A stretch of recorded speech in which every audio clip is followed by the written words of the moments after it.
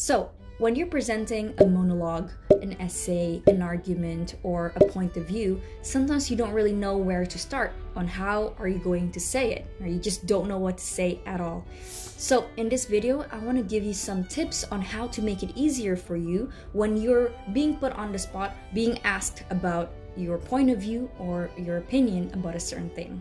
Or maybe you just want to explain something to a group of friends or a group of people or whatever. Because when you're at an intermediate or higher level in a language that you're learning, be it English or any other, the problem is no longer so much about using the language, but more so about the content of your message. So that's why in this video, I want to give you 4 tips that can hopefully make it easier when you're asked to present your argument, opinion, or anything on the spot in English. Number 1 is to know your point. What is the main point that you're trying to deliver in this message or in this argument? The main point helps you to focus whenever you have this temptation of going off track. We're all humans. We do have the tendency to go off track, to talk about things that are unrelated to the main topics, but sticking to your main topic really helps you to go back to that without setting off course too long. And also, stating your main point in the beginning of your argument or your opinion is also kind of like introducing the audience on what they're about to hear from you. So there you go. First is to know the main point. Number 2 is to have an outline. Having an outline will give structure to your argument or your presentation. As for me, thinking in outlines has really gotten a lot better through practice. And of course, with my career as a YouTuber and always having to make a video almost every week, I am pushed to always create a script in a certain outline so that it's easier for me to structure my thoughts, it's easier for my editor to edit my videos, and it's just a lot easier for the audience to digest. So having been doing this for about like 5 to 6 years, I have gotten a lot of practice thinking in outlines, and it has really changed my life, changed my way of communicating in a way that is a lot more clear.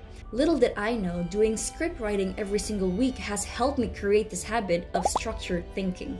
So before I got into YouTube and do this exercise regularly, my thoughts are so disorganized, it's just scattered all over the place, and sometimes when I try to explain my thoughts, people don't understand what I mean. But having an outline in my head just makes it so much clearer for me and for the other person to understand what I want to say. Number 3 is to use simple language. One of the key ingredients to effective communication is to be understood. And in order to be understood by a larger group of people, it's important to always stick with simple language. So a lot of those fancy words that you have to learn during a TOEFL exam or an IELTS exam, more often than not, these are mostly big words that are not very commonly used in daily English.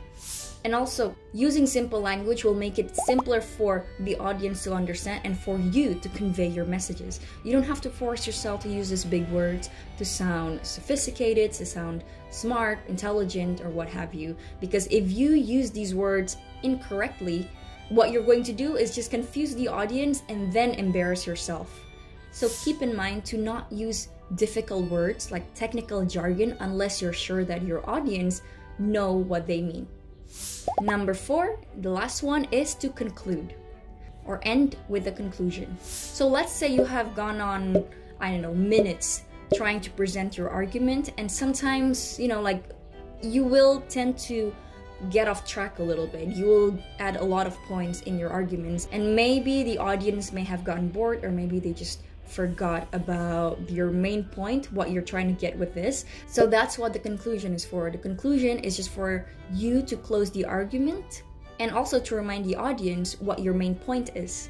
So having a clear and a strong conclusion will leave a lasting impression on the audience, and your message will stick to them a lot longer. So that is it, guys. Those are the 4 things that you can do when you are trying to present an argument or present a monologue or an opinion about a certain subject and you just don't know where to start. Always have these 4 in mind. I hope that this video helped you. Thank you so much for staying till the end. I hope it helps, and I'll see you next week in another video. Until then, take care and bye-bye.